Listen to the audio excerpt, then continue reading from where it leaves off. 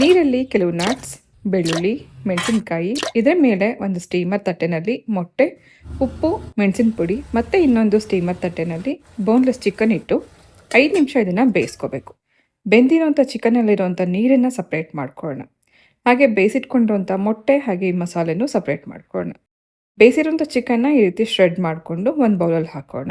ಒಂದು ಮಿಕ್ಸಿ ಜಾರಲ್ಲಿ ಸ್ಟೀಮಲ್ಲಿ ಬೇಯಿಸಿಟ್ಕೊಂಡಿರೋಂಥ ಮೊಟ್ಟೆ, ಬೇಯಿಸಿಟ್ಕೊಂಡಿರೋಂಥ nuts, chilli ಹಾಗೆ ಗಾರ್ಲಿಕ್, ಸ್ವಲ್ಪ ಚೀಸ್, ಸ್ವಲ್ಪ ಫ್ರೆಶ್ ಕ್ರೀಮ್ ಹಾಕಿ ಸ್ವಲ್ಪ ಸ್ಪೈಸಸ್ ಹಾಕ್ಕೊಂಡು ನುಣ್ಣಗೆ ಗ್ರೈಂಡ್ ಮಾಡಿಕೊಂಡ್ರೆ ಒಂದು ಹೆಲ್ದಿ ಮೇಯನೀಸ್ ರೆಡಿ ಆಗುತ್ತೆ.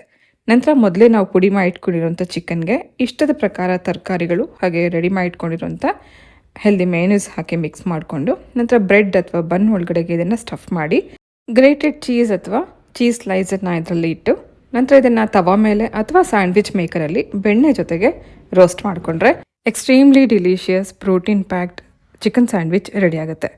ನಾನು ಇದನ್ನು ಬನ್ ಉಪಯೋಗಿಸಿ ಮಾಡಿದ್ದೀನಿ. ನೀವು ಇದನ್ನು ಬ್ರೆಡ್ಡಲ್ಲಿ ಕೂಡ ಸೇಮ್ ವಿಧಾನದಲ್ಲಿ ಮಾಡ್ಕೋಬೋದು. ಮಕ್ಕಳಿಗಂತೂ ತುಂಬಾ ಇಷ್ಟ ಆಗುತ್ತೆ. ಒಂದ್ಸತಿ ನೀವು ಕೂಡ ಟ್ರೈ ಮಾಡಿ ನೋಡಿ.